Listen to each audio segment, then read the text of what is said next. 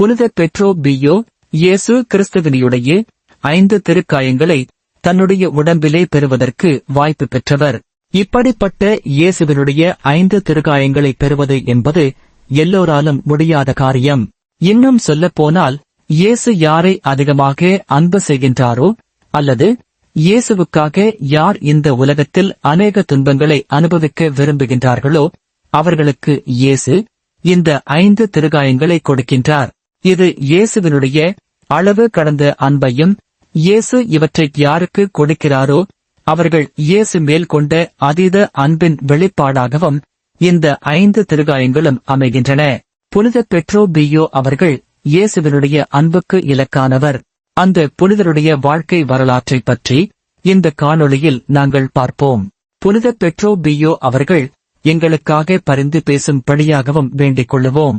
பியட்ரெல்சினா நகரின் புனிதர் பியோ கப்புச்சின் துறவற சபையின் குருவும் கத்தோலிக்க திருச்சபையின் புனிதரும் ஆவார். இவரது திருமுழுக்கு பெயர் பிரான்சிஸ்கோ போர்ஜியன். கப்புச்சின் சபையில் இணைந்தபோது பியோ என்ற பெயரை ஏற்றுக்கொண்டார். குருவானது முதல் பாட்ரே பியோ என்னும் பெயரில் பொதுவாக அறியப்படுகிறார். இவர் தனது உடலில் பெற்ற இயேசுவின் 5 திருக்காயங்கள் இவரை உலகறியச் செய்தன. 2002ஆம் ஆண்டு ஜூன் மாதம் 16ஆம் தேதி அன்று திருத்தந்தை 2ஆம் ஜான் பால் இவருக்கு புனிதர் பட்டம் வழங்கினார். தென் இத்தாலியின் கம்பானியா எனும் பிராந்தியத்தின் பைட்ரல்சினா என்னும் விவசாய நகரில் கிராசியோ மாரியோ போர்ஜியன் மற்றும் மரியா கியூசெப்பா டி நன்சியோ தம்பதியரின் மகனாக பிரான்சிஸ்கோ போர்ஜியன் 1887ஆம் ஆண்டு மே மாதம் 25ஆம் தேதி பிறந்தார். இவரது பெற்றோர் விவசாயம் செய்து வாழ்ந்து வந்தனர். அங்கிருந்த தூய அன்னா சாண்டா அன்னா சாப்பல் சிற்றாலயத்தில் திருமுழுக்கு பெற்ற இவர் தமது சிறுவயதில் பீடப் சிறுவனாக திருப்பலிகளில் குருவுக்கு உதவி செய்து வந்தார்.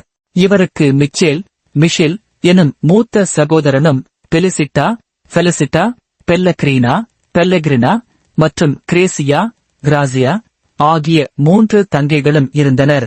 பக்தியுள்ள இவரது குடும்பத்தினர் தினந்தோறும் திருப்பலியில் பங்கேற்றதுடன் இரவில் செபமாலை செபிப்பதையும் கார்மேல் அன்னையின் மேலுள்ள பக்தி காரணமாக வாரத்தில் 3 நாட்கள் புலால் உணவை தவிர்ப்பதையும் வழக்கமாக கொண்டிருந்தனர்.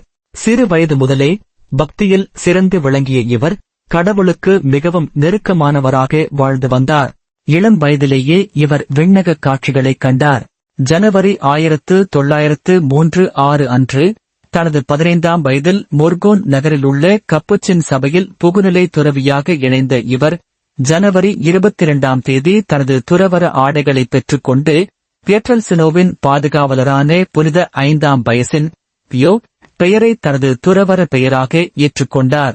இவர் ஏழ்மை, கற்பு, கீழ்ப்படிதல் ஆகிய துறவற வாக்குறுதிகளையும் எடுத்துக்கொண்டார்.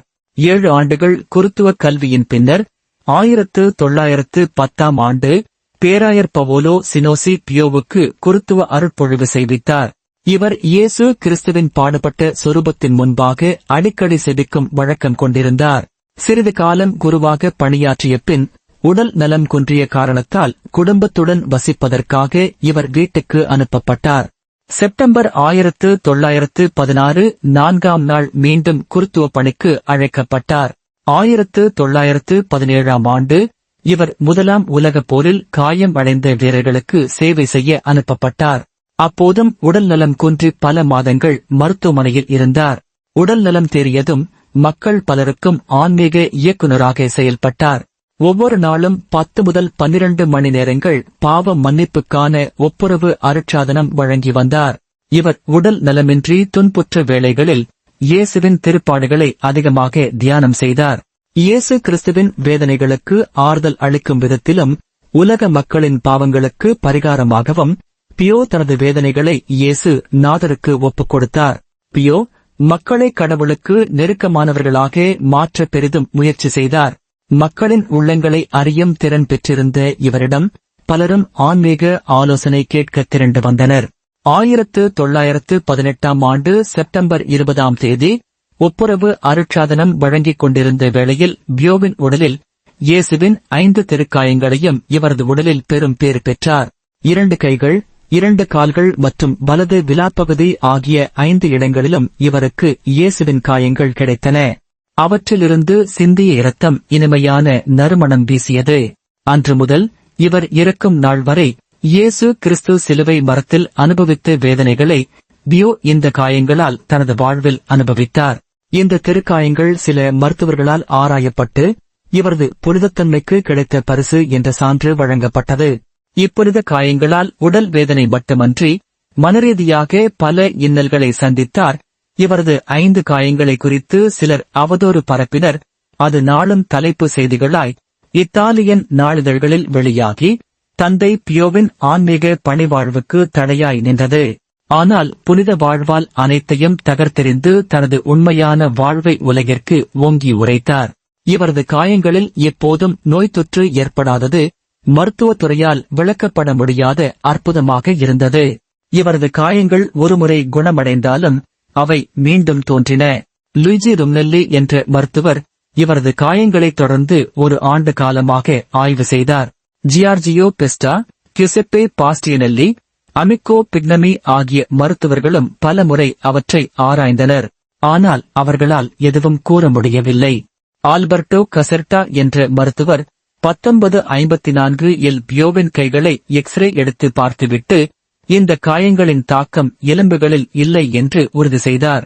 இது இவருக்கு புகழை தேடித் தந்தாலும் அக்காயங்கள் இவரது வேதனையை அதிகரிப்பதாகவே இருந்தன. இவரது நிழற்படங்கள் பலவும் இவரது காயங்களிலிருந்து வழிந்த இரத்தத்தின் பதிவுகளை காண்பிக்கின்றன. 1968 இல் பியோ இறந்தபோது இவரது காயங்கள் அனைத்தும் சுவடின்றி மறைந்துவிட்டன. கிறிஸ்தவ தியானத்தில் ஆழ்ந்த நம்பிக்கை கொண்ட பியோ புத்தகங்கள் வழியாக கடவுளை தேடும் ஒருவர் தியானத்தின் வழியாக அவரை கண்டுகொள்ள முடியும் என்று குறிப்பிடுவார். 1960களில் பியோவின் உடல்நலம் குன்றத் தொடங்கிய போதும் இவர் தொடர்ந்து ஆன்மீக பணிகளில் ஈடுபட்டார். செப்டம்பர் 1968 22ஆம் தேதி தனது இறுதி திருப்பலியை பியோ நிறைவேற்றினார். செப்டம்பர் 1968 23ஆம் நாள் செபமாலையை கையில் பிடித்தவாறும் இயேசு, மரியா என்ற திருப்பெயர்களை உச்சரித்தவாறும் தனது 81வது வயதில் பியோ மரணம் அடைந்தார். இவரது அடக்க திருப்பலியில் சுமார் 3 இலட்சம் மக்கள் கலந்து கொண்டனர். திருத்தந்தை 2ஆம் ஜான் பால் இவருக்கு 1999ஆம் ஆண்டு அருளாளர் பட்டமும் ஜூன் 2002 16ஆம் நாள் புனிதர் பட்டமும் வழங்கினார். இவர் இறந்து 40 ஆண்டுகளுக்குப் பிறகு மார்ச் 2008 3ஆம் தேதி இவரது கல்லறை தோண்டப்பட்ட போது கண்டெடுக்கப்பட்ட பியோவின் அழியாத உடல் சான் ஜியோவானி ரொட்டோண்டோ அருகிலுள்ள புனித பியோ ஆலயத்தில் வைக்கப்பட்டுள்ளது. இன்றும் புனித பியோவை தேடிச் செல்லுகின்ற மக்கள் கூட்டம் அநேகமாக இருக்கின்றார்கள். இவருடைய ஆன்மீகம், அத்தோடு கூடிய ஆன்மீக வாழ்க்கை மிகவும் ஆழமானது.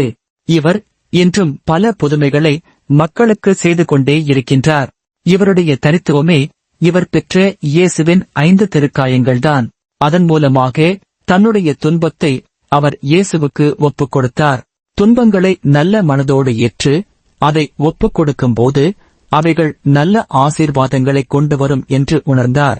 இதை மக்களுக்கு போதித்தார். நாங்களும் எங்களுடைய துன்பங்களை நல்ல மனதோடு ஏற்று அவற்றை ஒப்புக் கொடுக்கின்ற போது அவைகள் எங்களுக்கு நிறைவான ஆசீர்வாதங்களை கொண்டு வரும். இந்த செய்தி உங்களுக்கு பிடித்திருந்தால் இந்த சேனலை சப்ஸ்கிரைப் செய்யுங்கள். அத்தோடு லைக் பண்ணுங்கள். உங்களுக்கு வேண்டியவர்களோடு இந்த செய்தியை ஷேர் செய்யுங்கள். இதை கேட்கின்றவர்களுக்கும் இதன் மூலம் நன்மை கிடைக்கட்டும். நன்றி.